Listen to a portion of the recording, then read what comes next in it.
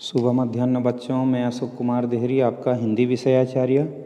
आज की कड़ी में आप सबका स्वागत करता हूं। आज हम कक्षा 11वीं विषय हिंदी वितान भाग 1 के अंतर्गत देखेंगे राजस्थान की रजत बूंदें। आज हम इसके आगे की कड़ी पर चर्चा करेंगे। तो आइए ज़्यादा देर न करते हुए आगे के विषय को देखते हैं। इस विशिष्ट रेजानी पानी को समेट सकने वाली कुएं बनाना सचमुच एक विशिष्ट कला है। लेखक का कहना है कि जो रेजानी पानी होती है, जो एक प्रकार से विशेष पानी होती है, इसको समेट कर अर्थात एकत्रित करके कुएं बनाना वास्तव में एक विशिष्ट कला है। 4-5 हाथ के व्यास की कुएं को तो 30 से 65 हाथ की गहराई तक उतारने वाले चेजारो कुशलता और सावधानी की पूरी ऊंचाई नापते हैं। अर्थात जो 4 से लेकर के 5 हाथ के व्यास की कुएं बनाई जाती है, उसको 30 से लेकर के 60 या 65 हाथ की गहराई तक उतारी जाती है। और इसको जो उतारने वाले होते हैं वो चेजारो होते हैं और बड़ी कुशलता एवं सावधानी से इसकी ऊंचाई को वो मापते हैं। चेजो यानी चिनाई का श्रेष्ठतम काम कुएं का प्राण है। अर्थात कुएं बनाने का मुख्य जो कार्य है, चेजों के द्वारा कुएं की चिनाई करना। इसमें थोड़ी सी भी चूक चेजारों के प्राण ले सकती है। इसमें थोड़ी सी भी अगर गलती हो जाती है तो इससे चेजारों की प्राण चली जाती है। हर दिन थोड़ी थोड़ी खुदाई होती है, डोल से मलबा निकाला जाता है और फिर आगे की खुदाई रोककर अब तक हो चुके काम की चिनाई की जाती है ताकि मिट्टी भसके या धंसे नहीं। तो लेखक का कहना है कि जो खुदाई का कार्य है एक दिन में पूरी नहीं होती, इसलिए प्रत्येक दिवस थोड़ी थोड़ी करके खुदाई की जाती है। उसके पश्चात जो मलबा प्राप्त होता है उस मलबे को डोल के सहारे से निकाल करके फेंक दिया जाता है और आगे की जो खुदाई है उस खुदाई को बीच में रोक दी जाती है। जितनी काम हो चुकी होती है उतनी की चिनाई कर ली जाती है ताकि उसमें जो मिट्टी हैं वह भसके नहीं, धंसे नहीं। 20-25 हाथ की गहराई तक आते जाते गर्मी बढ़ती जाती है। लेखक कहना चाहते हैं कि जैसे जैसे 20 से लेकर के 25 हाथ तक की गहराई हो जाती है, अंदर गर्मी का जो भाग है वह बढ़ती जाती है और हवा भी कम होने लगती है। इससे हवा की प्राप्ति भी कम होती है। तब ऊपर से मुट्ठी भर भर कर रेत नीचे तेजी से फेंकी जाती है और अंदर नमी प्राप्त करने के लिए, ठंडाई प्राप्त करने के लिए ऊपर जो लोग होते हैं अपने मुट्ठी को रेत से भर करके तेजी से फेंकते हैं। मरुभूमि में जो हवा रेत के विशाल टीलों तक को यहाँ से वहाँ उड़ा देती है, वही हवा यहाँ कुएं की गहराई में एक मुट्ठी रेत से उड़ने लगती है। लेखक बता रहे हैं कि जो रेगिस्तानी क्षेत्र है वहाँ जो रेत है हवा के माध्यम से उड़ने लगते हैं और इससे बड़े बड़े टीले तक उड़ जाते हैं।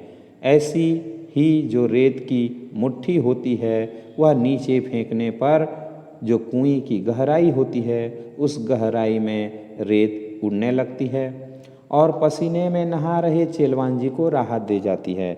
इससे जो चेलवांजी पसीने से पूरी तरह से भीग गया होता है उसको राहत देने का कार्य करती है। कुछ जगहों पर कुएं बनाने का यह कठिन काम और भी कठिन हो जाता है। कुछ जगह ऐसे होते हैं जहाँ पर इस प्रकार की कुएं बनाने के लिए यह कार्य बहुत ही कठिन हो जाता है। किसी किसी जगह ईंट की चिनाई से मिट्टी को रोकना संभव नहीं होता।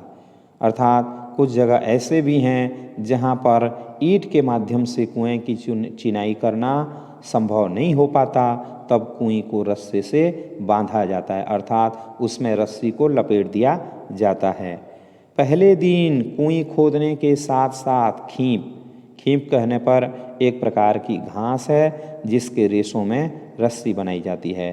तो पहले दिन कुएं खोदने के साथ साथ खींप नामक एक घास का जो ढेर होता है उसे जमा कर लिया जाता है। चेजारो खुदाई शुरू करते हैं और बाकी लोग खींप की घास से कोई 3 अंगुल मोटा रस्सा बांधने लगते हैं। पहले दिन का काम पूरा होते होते कुएं कोई 10 हाथ गहरी हो जाती है। तो लेखक का कहना है कि जो कुएं होती है उसको बनाने के लिए एक घास जिसको खीप कहते हैं, खीप नामक घास का जो ढेर होता है उसे एकत्र करते हैं। उसके बाद जो खुदाई होती है उसको आगे बढ़ाते हैं और इस माध्यम से जो वहाँ पर शेष लोग होते हैं वह खींप नामक जो घास होती है उसको कम से कम 3 अंगुल मोटा रस्सा बटने लगते हैं। पहले दिवस का जो कार्य पूरा हो गया होता है उस कुएं को 10 हाथ गहरी हो जाने के पश्चात इसके तल पर दीवार के साथ सटाकर रस्से का पहला गोला बिछाया जाता है। फिर उसके ऊपर दूसरा, तीसरा, चौथा इस तरह ऊपर आते जाते हैं। उसके पश्चात जो रस्सी होती है उसके ऊपर आगे बढ़ा दी जाती है। खींप घास से बना खुरदरा मोटा रस्सा हर घेरे पर अपना वजन डालता है। खींप से जो रस्सी बनाई जाती है जो कि खुरदरा एवं मोटा होती है उस रस्से को हर घेरे पर अपना वजन डालना होता है और बटी हुई लड़ियाँ एक दूसरे में फंसकर मजबूती से एक के ऊपर एक बैठती जाती है। इस प्रकार से जो बटी हुई रस्सी की लड़ियाँ हैं उनको एक के ऊपर एक फंसा दी जाती है जिससे मजबूती से एक के ऊपर एक बैठती जाती है। रस्सी का आखिरी छोर ऊपर रहता है। जो रस्सी का सबसे अंतिम वाला छोर होता है वो ऊपर ही रखा जाता है। पहले दिन फिर कुछ हाथ मिट्टी खोदी जाती है और रस्से की पहले दिन जमाई गई कुंडली दूसरे दिन खोदी गई जगह में सरका दी जाती है। लेखक कहना चाहते हैं कि अगले दिन फिर से कुछ हाथ तक की जो मिट्टी होती है उसको खोद दी जाती है। इसके पश्चात रस्से की जो पहले दिन की गई कुंडली होती है दूसरे दिन खोदी गई जगह में उसे खिसका दी जाती है। ऊपर छूटी दीवार में अब नया रस्सा बांधा जाता है। ऊपर जो दीवार खाली पड़ा था उसमें नया रस्सा बांध दिया जाता है। रस्से की कुंडली को टिकाए रखने के लिए बीच बीच में कहीं कहीं चिनाई भी करते हैं। चूँकि रस्से की जो कुंडली बनाई गई है वह टिका रहे इसके लिए बीच बीच में कहीं कहीं पर चिनाई करने का भी कार्य किया जाता है। लगभग 5 हाथ के व्यास की कुएं में रस्से की एक ही कुंडली का सिर्फ एक घेरा बनाने के लिए लगभग 15 हाथ लंबा रस्सा चाहिए। लेखक बता रहे हैं कि जो 5 हाथ के व्यास की कुएं होती है उस कुएं में रस्से की एक कुंडली बनाने के लिए एक घेरा बनाने के लिए लगभग 15 हाथ लंबा रस्सा चाहिए। 1 हाथ की गहराई में रस्से के 8-10 लपेटे खप जाते हैं। कहने का अभिप्राय यह है कि मात्र 1 हाथ की गहराई को भी यदि हम उस रस्से से लपेटते हैं तो 8 से लेकर के 10 लपेटे उसी में आ जाते हैं और इतने में ही रस्से की कुल लंबाई 150 हाथ हो जाती है। अब यदि 30 हाथ गहरी कुएं की मिट्टी को थामने के लिए रस्सा बांधना पड़े तो रस्से की लंबाई 4000 हाथ के आसपास बैठती है। लेखक कहना चाहते हैं कि इतने में ही जो रस्से की कुल लंबाई होती है 150 हाथ हो जाती है। अब यदि 30 हाथ गहरी कुएं की मिट्टी को थामने के लिए रस्सा बांधना पड़े तो ऐसे में जो रस्से की लंबाई होगी वह अधिक से अधिक 4000 हाथ के आसपास बैठ जाएगी। नए लोगों को तो समझ में भी नहीं आएगा कि यहाँ कुएं खोद रही है। जो नए लोग होते हैं वो जान नहीं पाते हैं कि यहाँ पर कुएं बनाई जा रही है। कहीं कहीं न तो ज़्यादा पत्थर मिलता है न खींप, लेकिन रेजानी पानी है तो वहाँ भी कुइयाँ ज़रूर बनती है।